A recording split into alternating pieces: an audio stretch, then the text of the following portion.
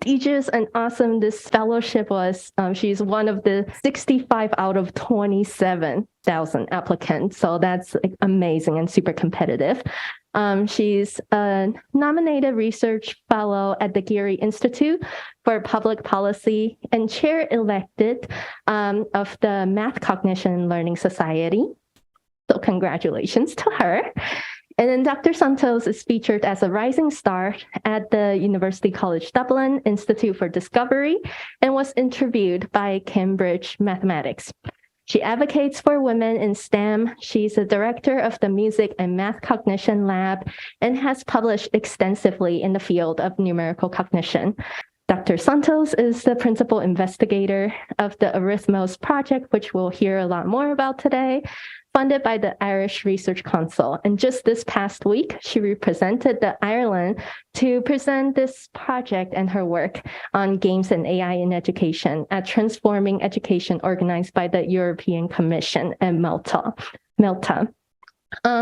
So she recently organized, along with other international scholars, the special issue on math anxiety, experimental and developmental perspectives in the Annals of New York Academy of Science, and her book series, Game-Based Learning on Health and Education, will be released by Elsevier in 2023. And again, we thank Gigi and the ECE department for their support in this visit. And then, without further ado, here's Dr. Flavia Santos on transforming math education through multi-layered approach. Thank you very much for the welcoming and so lovely introduction. Jenny, thank you very much. And I'm really delighted to be here. I also would like to say that this visit was supported by Dr. San Jin, Dr. San Chang, and Dr. Yun-Chen Chan. So I'm really grateful for the opportunity. So before I start, I would like to say just a few words about UCD, because I don't know if you had the opportunity to visit or to know about the university. So it is one of the Europe's leading research in research. So that's a very important aspect for us. It's a global university, but it's really research-based. We are in the top 1% of higher education across the globe. So it's great. We also have connections through basically many different areas like North America, Emirates, India, China. I need to check exactly where this is our office here, and in Malaysia. The University College Dublin has different colleges. So in each one of those colleges, we will have different faculties or schools. So we have arts and humanities, business, engineering and architecture, health and agriculture science, the College of Science, and of course, the University College of Social Sciences in Law. And this School of Psychology is inside this last one. So the School of Psychology was funded in 1958, was the first psychology laboratory, the first psychology course, the first accredited program for clinical training in Ireland. It has nowadays 4 different master courses. So we have a Master Science in Disability, a Master Science in Mindfulness, Master Science in Psychological Science, and the last one is the Master Science in, why I'm not remembering the name, well, in literature anyways. We also incorporated the UCD Center for Disability Studies, which is one of its kind in the entire country.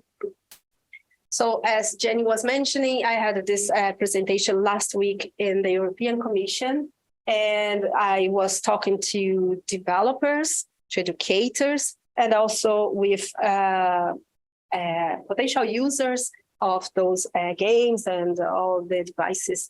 And I received many different comments and different feedbacks in that event, but I think one of the most interesting ones was that someone said, I'm glad you are saying things that the others aren't. So I think that's what I'm trying to bring here today. It's not exactly the same talk, I changed it slightly, but the outline will be then this one. So we will start talking about discrepancies in maths attainment. Then we will discuss a little bit challenges to digital transformation in the field of education. I will give two different examples of research that I carried out. So they are maths, digital, game-based learning procedures. And after that, I will give some insights to understand how digital transformation can happen in maths education. So starting with very basic numbers, I will not be showing much theoretical. It will not be a heavy talk in theory, but I think some numbers are important. So 670 million children are not meeting reading and mathematics scores across the globe. And it's going ahead when they become adolescents, so it's still the same trend. Boys are up to 1.3 times more likely to have opportunities to learn mathematics, not because of differences in capacity, but really differences in opportunity. It's very culturally based.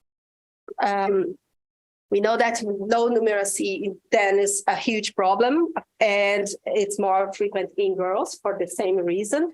And it will lead to different negative outcomes. For instance, low occupational status, low salaries, risk for mental illness, and including maths anxiety. During the pandemic, we all know it's definitely worsened the maths gap that we see in learning. But at the same time, during the pandemic, we also saw one potential solution, which is technology, right? So we know that digital learning will bring different forms of benefits like flexibility, adaptiveness, and interactivity. We do know that technology can help to make this change in global education, but we also know that there are some important barriers. And one of them is affordability. So buying a computer, paying for internet accounts, even buying the softwares to run, the licenses to run in your computer could be a challenge. Connectivity, so some places, if they are in very remote areas, you cannot get broadband, or it will be a low connection. The issue of digital literacy seems still a strong problem, because if parents are not familiar with this, how can they help the child at home? Or even sometimes even teachers may feel uncomfortable with some resources.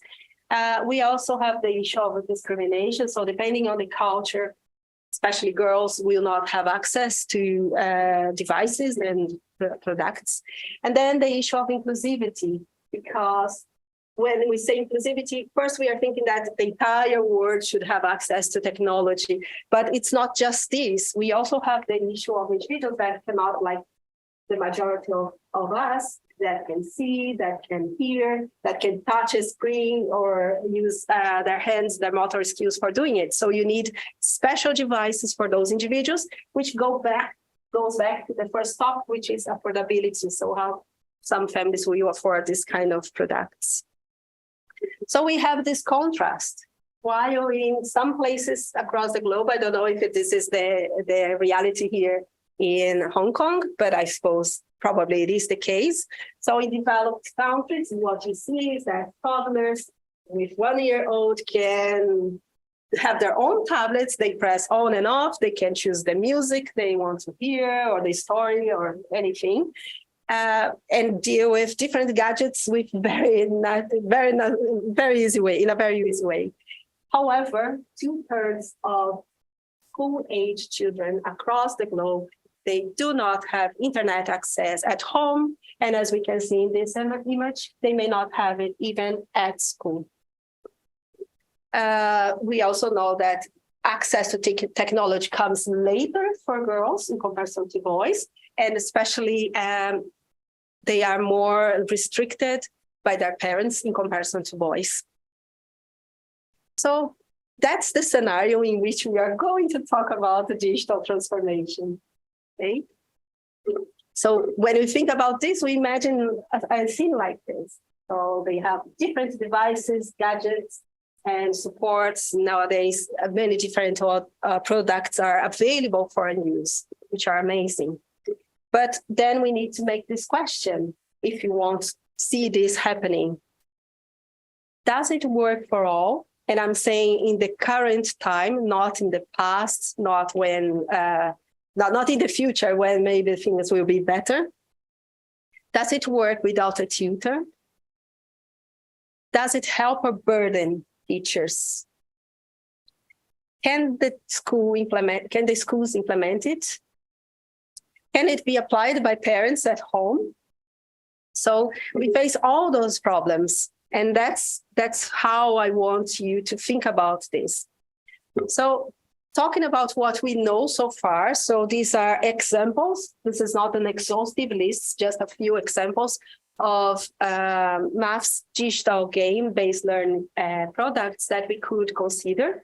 All of them were designed by researchers, so it's based on scientific sound studies with theory, with RCTs, with replication, and so on. And so these are examples. However, we also know that they work because they have specific features. So we know that they have direct and assisted instruction. They are focused on based arithmetic competencies. They usually are short interventions. And by short, I mean 2, maximum 3 months. And they usually should be adaptive. That's what apparently works better in those interventions. Nevertheless, we know that the results are not always great. So some studies will find effects of digital game-based learning on learning outcomes and also in motivation for school activities. But other studies will find no better outcomes in comparison to traditional teaching. And that leads to an inconclusive view about what are the methodologies that we can use. And those issues usually are related to the methodological aspects, like the study design. So not all instruments were tested through RCT studies, randomized controlled trials. Some games will have so many different content in it that you cannot grasp which one is the one leading to the effects. The age of participants, which of course will define the level of maths you are training. The sample size in the studies is something very problematic, always. Effectiveness criteria, because if you're just asking if the kids enjoy it, of course, all studies will say yes. So that's one important aspect, and the instruments used for it. And we must say something very important as well, which is there are some, and I would say actually a lot, of unreliable games on the market, and more importantly, not even tested. Okay, so you have developers creating things with the best of intentions, but not necessarily with something that is sound, scientifically speaking. So now I would like to give you 2 examples of evidence-based studies using serious games. One is the Calcularis, and the other one is the 7 Spells.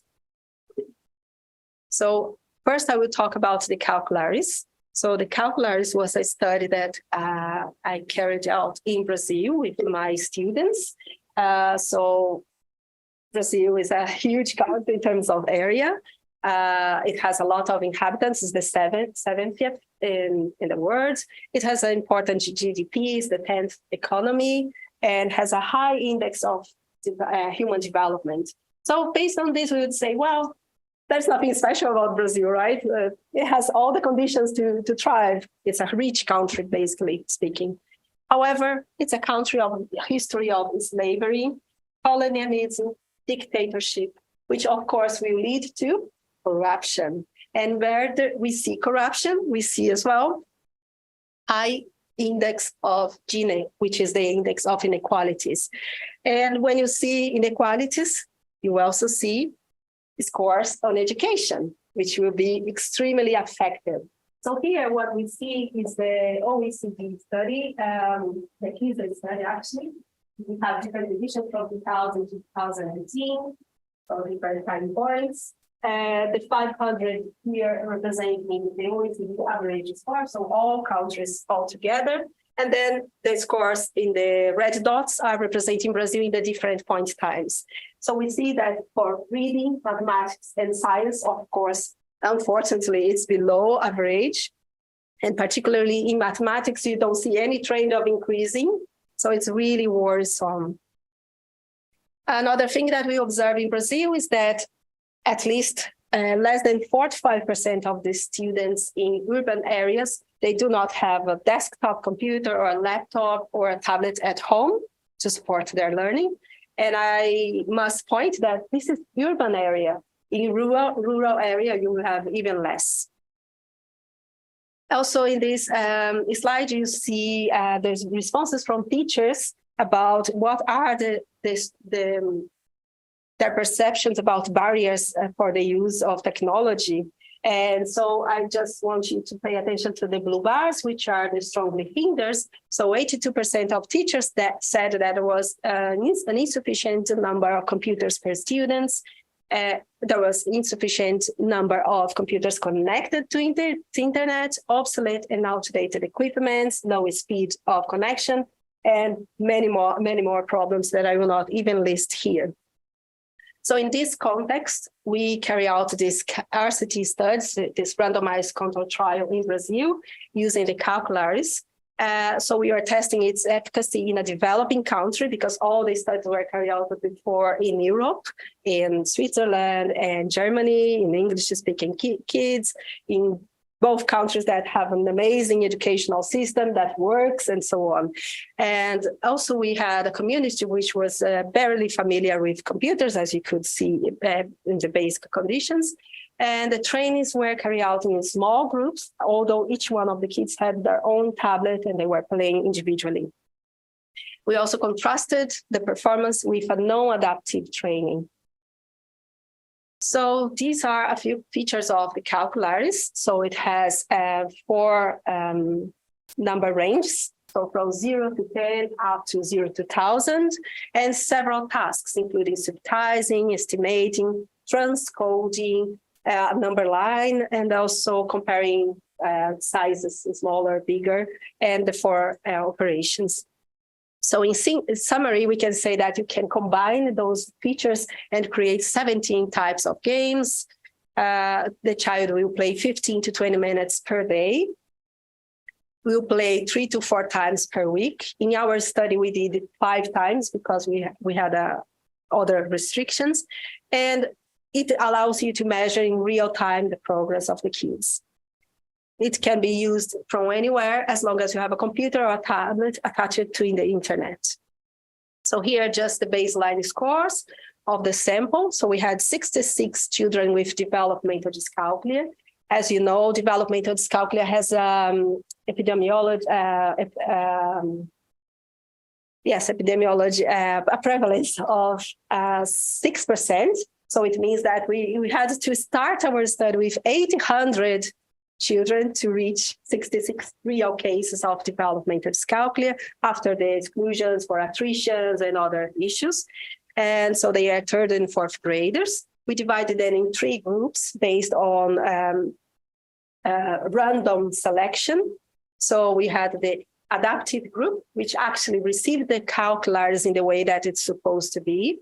We had the waiting list, which was the business as usual. And we had the non-adaptive group, which went to the classroom in small groups, had access to tablets, had access to calcularis, but they were playing only the demo version, so only the easy items of the task. So I would jump directly to results because I want to explore other studies. So here, just to let you know, so when we compare the 3 groups in a set of tasks, so the total score of this battery shows that the adaptive group had an improvement in the total score in comparison to non-adaptive groups. So they really improved it from pre-test to post-test, comparing yellow and green, the colors representing it. And the same score was observed for subtraction. So they actually had a better a comparison from pre-test to post-test in comparison to the other group. But I think the most important finding is actually this. Among all kids with developmental dyscalculia, so all of them have met the criteria, the clinical criteria for dyscalculia. But we can see here, like mild, moderate, and severe deficits. So children with -1, -2, or -3 standard deviation below expected.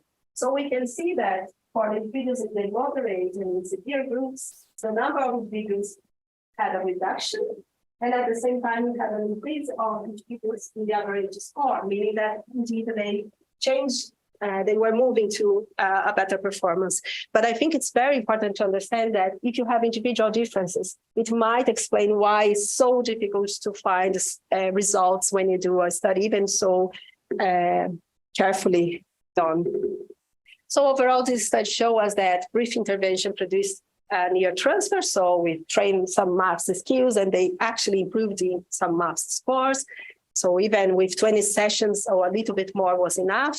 The intervention in school settings was felt like supporting inclusion because the kids were not alone, feeling, oh, I'm doing a treatment and things like this. The calculars clearly improved the maths performance in children with developmental dyscalculia. And for those who are not familiar with this area, this group tends to be very resistant to any kind of intervention. So that's why it's so important.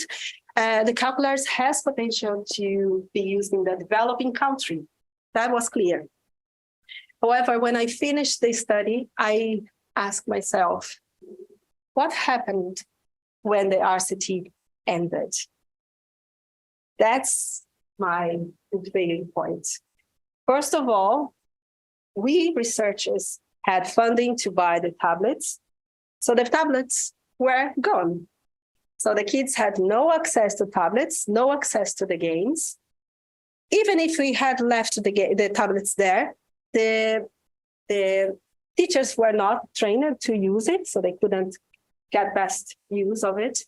If we had given the tablets for the kids to bring home, they would not be able to play as well because they would not have this supervised by their parents. So based on this experience, which was extremely important and that I care so much, I tried to do something better after that. So we started the Arithmos project, which is the Transforming Children's Maths Education Through Digital Games. So this study is being developed in Ireland. It's funded by the Irish Research Council, and it's a collaboration between the University College Dublin and the Technological University Dublin. So the aims of the Arithmos project are to reduce maths anxiety and to improve maths performance. And we are trying to use this time a multidimensional approach. So we try to engage children, parents, teachers, and policymakers all together. That's the way to go. And of course, we believe that this project aligns with sustainable developmental goals. So good health, gender equality, reduced inequalities, and the most important, of course, quality education. Well, I don't want to give a talk about maths anxiety, but I can summarize this saying that it's a transgenerational problem because the child has maths anxiety when they grow. Their parents, they will become parents or teachers with maths anxiety. So it's present in early childhood. That's very important. When I say early childhood, I'm saying 6 years old already. It's really shocking. It's strongly shaped by culture and may continue throughout life. So that's a real problem. So I put here just one reading that I would recommend. So this article, I believe it's a very good summary of this topic nowadays. And now let's talk about the other study. So the Arithmos project, which is running in Ireland. So by contrast, Ireland is very small in size, in area, has very little inhabitants, and the GDP is fine. It's 549 billion, so it's the 30th economy in the world. The human development is very high. The Gini index still in transition, I would say. And the problems that Ireland is facing right now are related to infrastructure, so poor water quality, clean energy, climate actions, and responsible consumption. These are things that we need to see changing in there. And I think it's very nice to bring now the same graph from the PISA study, but this time about Ireland. So as you can see, the 500 of OECD countries is there. Ireland can be very proud that in reading and science, they are above those scores. In mathematics, they are on average. And then you would say, well, we don't need to do this study in Ireland because they are on average. However, as if you are familiar with the PISA study, you know that the maths test has 6 levels, from 1 to 6, and the 1 is the easiest. And so actually, although Ireland is in the 500, basically all the time, it is more often in the level 2, rather than having individuals in level 5 or 6, like is the case of East Asia. So that's the point. But also during this PISA study, they figured out, especially in 2012 edition, that Ireland had a very high score in maths anxiety. So that might be one of the cases because the educational system is good. So why they are not learning? So in this time, like I'm saying, we are trying to do a project that put all people together.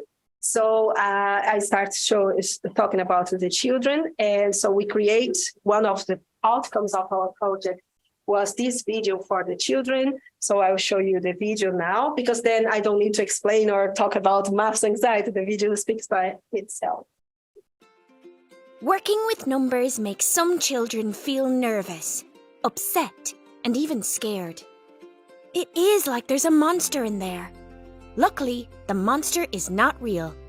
It is just your mind telling you to pay attention, be careful, and brave. When you learn how to face the monster, you will also get better at maths. Tell your family or your teacher about the monster. You can also write down what it feels like or talk to a friend. If it appears when no one else is around, during homework or in the classroom, take deep breaths, think of something you're good at, and then go back to your maths exercises. The more you face your monster, the smaller it will get, until even if it does appear, you won't be scared anymore. Math makes everything we do better. Scientists use it to discover new things, and astronauts use it to learn about planets and stars.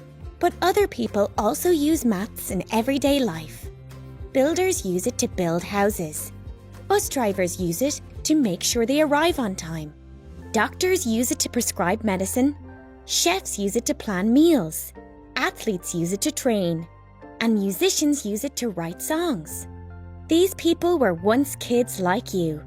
Some had monsters around while doing maths, but they tamed their monster to learn the maths. And guess what? You can too.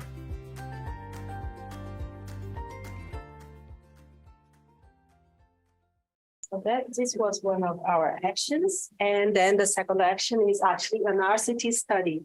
So in this study, we are testing the 7 spells game, which was developed by those researchers from Technological University Dublin, so Dr. Paulo Dondillo and Dr. Mariana Rocha. The game is a card game, so the child must capture the cards of other players, and they will do it using maths information, like those spell cards, like showing alternatives and strategies they can use.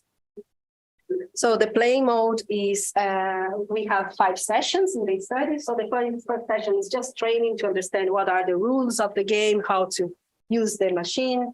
Then they will play solo in the second session. The third session is a version with a computer opponent. So it's the artificial intelligence clearly. And then the fourth session is the one they mostly like, which is playing along with each other in the classroom. And the last one is a tournament. So the class is divided in 2 groups, everything anonymously, of course. And then they will play against each other to compete for performing in this task. So just to contrast with the other programs, so it has 3 different training modes, 45 minutes per week, once a week for 5 weeks. The results also can be taken in real time and could be played from anywhere using a computer or a tablet. So this is one example. This is precisely Dr. Mariana Rocha. She was explaining the game for the kids. And after that, they receive the tablets to play the game. And at the moment, we have 230 kids assessed, but we're still doing assessments. So I will just show partial results. So for instance, here we have 98 participants. So we didn't include in the statistical analysis children with neurological or psychiatric disorders. They were from 2 different primary schools in disadvantaged areas of Dublin. 87 children from both genders, so boys and girls, with an average age of 9 years old. The trained group that received the 7 spells was composed of 52 kids. The 35 ones were the untrained group, as the business as usual. So here I'm showing just the results of 3 particular tasks. So we had this SYNC, which is symbolic magnitude comparison. So they must have some peers to looking at like 7 versus 4 or 36 versus 24. And they must decide which one is the larger and must do it as fast as they can in the same order. So in this task, we didn't see any difference comparing pre-test and post-test for one digit, because of obviously it's too easy for a 4th grader. But then we saw an effect on this 2-digit comparison in which the trained group improved their score in the post-test. The second task I would like to show is the number line. So this task was designed in our lab. So we used Gorilla. So it's a number line task. So you have first a calculation component, like 90 minus 10 equal 8. And then you have the number line. The child must position in the number in the right place. This number line will appear in horizontal or vertical axis, and including left to right, right to left, top down, and down top. So in this task, at least in this particular group, we found no differences in the score for the calculation, nor for the positioning in the number line. However, in both tasks, we saw that the trained group become faster after the intervention. So there is this interesting intersection. Now, concerning parents, we use some questionnaires for parents. So one of the main questions was, does parents' math anxiety explain home numeracy activities? So here I'm showing data from 157 parent-child dieties. Essentially, the main carer was the mother. So the median age was 42 years old, and they were their educational level was this: 42% low education, 19% intermediate education, and 66 had higher education, which means university level or even post-graduation.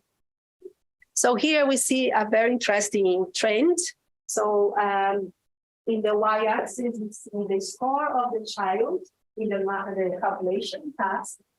In the horizontal, we see the frequency of home numeracy activities based on the parents' scores. And the dots are the parents' math anxiety, so it could be high or low. And what we see is that if you look at the blue line, or green line, I think, you will see that there is a trend that the higher is the home numeracy, the better is the score of the child. But we don't see the same in the other group, which means that for those with high math anxiety, it seems to be disrupting the learning of the kids. So now talking about teachers, what we are doing for it. So we created this teachers' math anxiety classroom management. It is a workshop, a single session that has 45 minutes. And so the parents can then use this. The teachers can use this, and they can discuss and approach their ideas about math anxiety and increase their knowledge. I had the honor to present this workshop in different venues. So I presented to the Science Foundation Ireland, which is one of the greatest grant foundations we have in Ireland. I also had the opportunity to present to the European Commission last week. in Malta for the Institute of Physics, because yes, physics teachers are also worried about maths anxiety, and also in universities like University of Cambridge. And now probably I will have to update this slide and include here also Hong Kong. So the teacher's maths anxiety classroom management, I will just highlight the topics because of course we will not have the time to talk about this. So it presents concepts, symptoms, neurobiology, and demographics, the effects of maths anxiety on maths performance, what is the effect in long term? So imagine that the child becomes an adolescent and this adolescent is trying to get an admission at the university or becoming a university student, how it impacts them at this point. And then anxiety about teaching mathematics, which is something for teachers that might show, and we need to help them to deal with that. And again, the last part, we try to talk about maths anxiety in terms of intervention, considering what is good for the child, for the teacher, and for the families. So talking about the rituals as key findings, we can say that children enjoyed playing with each other in the rituals project. Parents' education and attitudes definitely are having an impact on maths scores. Teachers shared their experiences during the workshop. I had even teachers being honest and saying, I feel anxious when I need to teach division. It was really impressive to hear. The 7 spells, the game then improved symbolic magnitude performance. The 7 spells increased speed in calculation and number line. Now, just to finish the idea, so going back to the digital transformation, when we compare the two experiences, so in the calculars, the gameplay was individually, so the child was having their own experience. In the 7 spells, they could play with each other, so they could help each other. It was very interesting to see that the other kids were showing different ways to do or to answer the questions. And the calculars gameplay was off classroom, so after the class. And so sounds like something disconnected to education, like more recreation, which was not the intention. In the 7 spells, the gameplay was during classroom in the presence of the teacher, so recognizing that's part of learning process. The teacher in the calculars was absent, so they couldn't learn how to do that. In the 7 spells, actually, they could. And in fact, some teachers were coming back to us and saying, oh, can you also advise us in some other games, some other activities we could do? So it's really changing their mindset. In the calculars, we had no teachers workshop. So I believe that was really a good transition to create it. But we saw a problem that was common in both places. So, and that's the 3 parts. Again, all the gadgets were coming from the university, from us. We were there for charging the tablets. We were there for arranging everything. We had students, volunteers doing all the work. So I wonder, how can a teacher alone do everything that we are talking about? So when we see this contrast between the 2 games and we think again about digital transformation, I would say that if you want to see it, it must be collaborative, embedded, transferable, mindful, and definitely sponsored. So that these are the changes I believe are very important now. So in summary, we can say that globally, digital transformation is still incipient. So just very rich countries are starting it, and still, even in Ireland, we still have problems with connection, with tablets and so on. Digital revolution is not an autonomous process. You cannot simply put a tablet at the table and expect this to become something. Digital intervention relies absolutely in human factors. So if the teacher is interested to do that, if the teacher has resources to do that, and so on, digital intervention, indeed, based on our findings, can support maths learning. So I can't finish here because of the hour, because I don't want to burden you. I put just the recommendations, policy recommendations. I can tell that in another moment if you prefer. It's totally up to you. Yes. Go ahead. Yes, thank you. Only 3 slides, not that much. So that was the last part of the study. So we did this policy paper, and which is available online, easy to get access. And we hope to have also a meeting with policymakers in Ireland. It will be my first time doing it, so we'll see how it goes, and I hope to share it in the future. But the recommendations in the article are that we need to increase awareness about maths anxiety for children, parents, and teachers.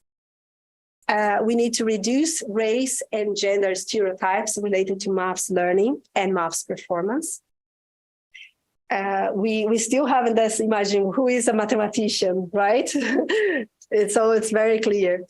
We need to reinforce math support for preschoolers and first graders, because like I said to you, the studies are showing a 6 years old child is already showing math anxiety. So before they start to feel afraid of maths, we need to engage them differently. So we need math support at that point.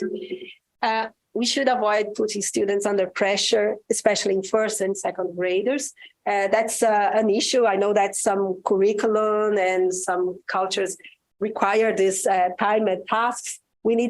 Of course, we need this, but we need to find ways to use it without causing more anxiety. Cultivating motivation to learn maths and confidence in students' ability in the classroom.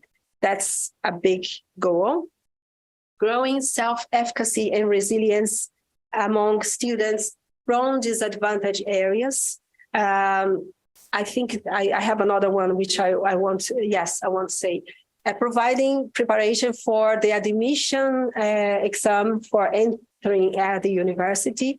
In the PISA study, they figured out in Ireland, particularly, that students from disadvantaged areas, even if they were high achievers in mathematics, let's say the ones who could get a very great course at the university, they never thought they would go to the university. So we are just losing talents.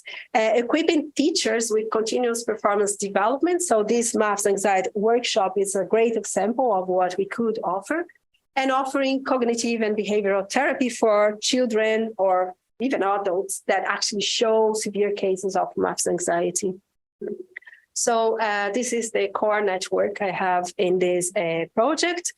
So because I spoke about the calculators, I included people from São Paulo State University, but also Professor Michael von Aster from Zurich, which was actually the creator of calculators and great supporter and colleague.